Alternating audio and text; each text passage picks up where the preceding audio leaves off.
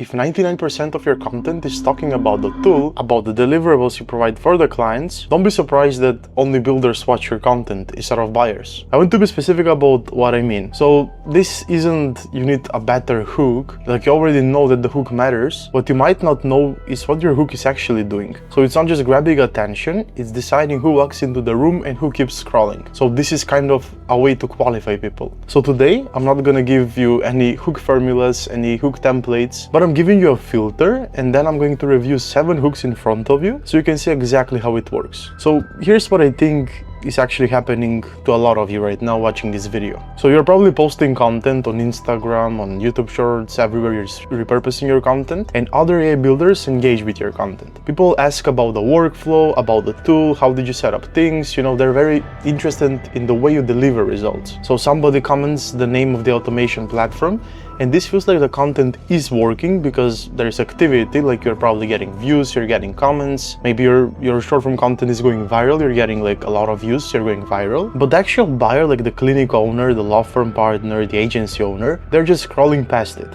So you start thinking that the content doesn't work, and to be honest right here, usually that's the wrong conclusion, because the content is working, you're just inviting the wrong room. You're just inviting the wrong people. So you're not really focusing on your ICP, you're not focusing on the buyers, but you're focusing more on the builders. And builders are people who are basically same as you are. They're also posting their own content, they're sharing their workflows, annotate automations, so they can also land client. So that's the same goal they have as you. And here's the whole switch I want you to think about. But your first line is not just there to get attention. Like, yeah, we are using the hook to actually get the attention of the viewer so they stop scrolling, but it's a qualification filter. And if you open with the tool, you're gonna attract people who want the tool. It makes sense, right? So if you open with the buyer's problem, you attract people who recognize the problem. You say that back to yourself the next time you write a hook. So your first line decides whether you attract buyers or tutorial watchers, aka builders like you. So say that back to yourself the next time you do your content. Now let me show you like an audit. Let me show you what a tool first hook actually sounds like, because you've probably written this version yourself. So this is something like, I built an AI receptionist for MathSpace, and this usually sounds fine, like it's nothing bad. It sounds like a normal version of a video that's supposed to be on Instagram Reels. But ask who that line is actually for. Like, who learns in when they hear that? Like, I built an AI receptionist, it's builders, voice AI people, tool curious operators, tutorial watchers, basically anyone who's curious how the thing works, and not necessarily like the MathSpace owner or someone who exactly needs this service. So here's the buyer positioned version of the same thing, like the same line, just fixed and actually optimized. It would sound something like this. MathSpace lose consults before the front desks ever replies. So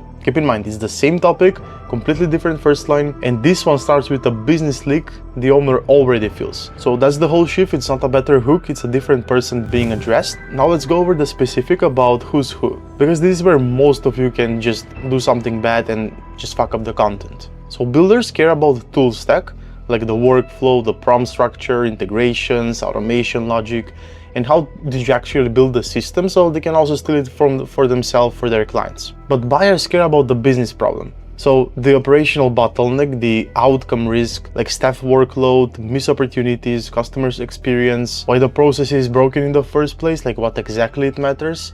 So they want to have clear understanding of what this problem does in their business. So if your first line names the tool, you're speaking to a builder, and if your first line names the business problem, you're speaking to the buyer. So your real ICP, the people who are here to buy your service. So it's really that simple, and it's also really easy to get backwards without noticing, because the tool language feels more concrete to write, like it's tangible. The buyer's pain is a little bit softer to put into the words. So people default to the tool because it's easier sentence to type. And since most of this content goes viral, people usually start content with the idea of going viral. So it's much like easier and simpler for you to make content that's supposed to get viral. But that's definitely not the goal right here. So let me run 7 of these so the pattern actually sticks. And to be clear, these are like just examples. I'm not really sharing any clients here or anything specifically from a real person. I'm showing you the shape of the rewrite and not repeating a result. So for law firms, it can be something like, for example, tool first is something like, here's an AI intake workflow for law firms, and this attracts automation builders and workflow people. But buyer first hook is something like, most law firm intake problems start before the attorney ever sees the lead.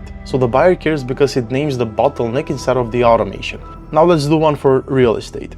So tool first sounds something like, I automated lead follow-up for real estate agents that pulls in lead gen experts and AI workflow people. Now let's do one for buyer first. So real estate teams do not always need more leads, they need fewer leads going cold after inquiry. So this one actually challenges the buyer who already has, which is stronger than just naming a problem. Now let's do one more for e-commerce, let's say. So we have tool first, sounds something like this. This AI chatbot handles e-commerce support tickets, pulls chatbots builders and AI curious people. Now we have the buyer first version, which sounds something like, your support team is answering the same repurchase questions every single day. So that's a repeated operational drug that the buyer already feels every single week. Let's do one more for home services. So tool first sounds like, AI can automate booking for home service companies. So this pulls automation beginners and generic tool watchers. But if we say something like, home service leads usually go cold before they missed a call, quote request or a schedule, that names the exact leak in the buyer's business, the problem they have. So let's do one for B2B services example. So tool first would sound something like, we automate onboarding with AI, and this one just pulls AI workflow builders, AI operators, people like you. But then if we say something like, client onboarding breaks when the same information gets asked for, copied and chased 3 times over and over again. So that's like frustration that the buyer has lived before, or maybe still has a problem with this in their business. And they will feel this whether or not they analyze, they did an audit, they said it out loud, they actually tried to understand the problem. Then let's do one for agencies. So tool first example would be, I built an AI CRM workflow for agencies. So this is gonna pull just CRM automation people and other builders basically. But buyer first would sound something like, most agencies do not lose clients in delivery. They lose trust in the handoff between sales and onboarding.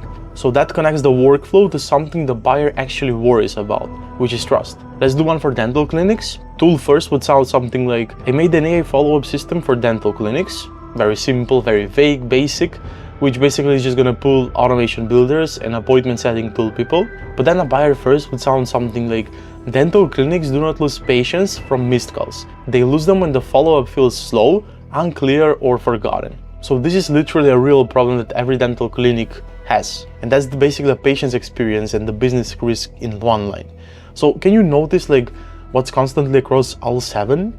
None of them mention the tool in the first line, and none of them promise a number or outcome. So every single one just names something the buyer already feels before they even say the word AI. So how do you actually generate this instead of just hoping you stumble into one? And there are like 3 simple buckets that you can take from this video. So number 1 is the pain hook. It opens with operational pain directly. So MedSpas lose consultants before the front desk ever replies. Then we have the identity hook. It opens with operational pain directly. It calls out the exact buyer or operator. If you run a med spa and your front desk is buried in follow-ups, AI is not the first thing to mention. Then 3, the consequence hook. It names what the broken process actually causes. Every delayed inquiry responses makes your paid leads less valuable. Pain, identity, and consequences. Pick one of the 3 and you've got a starting point that isn't the tool. But before you post anything, like literally before you think about recording content, you have to run your hook throughout this portion. So does this open with the tool or the buyer's pain? That's the first question. Will my ICP actually recognize the problem in the first line? Will this attract someone who wants to build it themselves? Does it sound like a tutorial? Does it name a business consequence? Could this apply to any business or is it specific? And finally, would a buyer think this is something that can happen and be used in my own business? And if your hook opens with the tool and doesn't name anything about the specific problem, you probably can't answer these questions, which means you have to reiterate and change your hook until you can run your hook throughout these questions and it actually makes sense. So here's the actual process and how you can write the tool first version first, because that's usually what comes out naturally. Then ask what a business problem actually solves. Then ask who feels the problem specifically, not like business owner. Then ask what happens if this stays broken. Like, is there any big pain point here? Then open with that instead of the tool. So it has 5 questions, takes literally 2 minutes of your time, and once you do it, like you can even try it a couple of times, it's gonna change your content completely and the way you're talking to these people. So you'll finally attract and talk to your ICP. And I know this for a fact from my own self, because I used to think that I'm talking to the right ICP. I used to think that my content talks to the right people. I wasn't really talking to them. And ever since I fixed this, it changed a lot of things. So here's what I want you to leave from this video. A better hook is not just something that's more clickable. it's basically a qualifier. It qualifies better. So stop opening with the tool, open with the business problem that the tool is supposed to fix. And if you leave this video thinking that the hook matters and you wasted your time, you already knew that, please take one hook you already written, one you posted recently or one sitting into your drafts, and ask if it opens with the tool or the buyer's problem. And if it's the tool problem, please rewrite this week and use these 5 questions. It will seriously change your content, and literally you'll probably get a new inbound client this week, like if you just fix this. So I took a bit of my time and I put together something that's called the buyer first hook checker. Basically, like you can just paste your own hook, like add your ICP, add details, and it shows whether your first line is attracting buyers, builders, or tutorial watchers. Plus, on top of this, it's gonna give you like a few rewrite direction, and this is literally linked in the description. I literally took my own time to build this for you guys, so please check it out. So your content might already be useful, it might be just useful for the wrong people. Please fix the first line and fix who's in the room. So if you like this video, just click a like and I'll see you in the next one.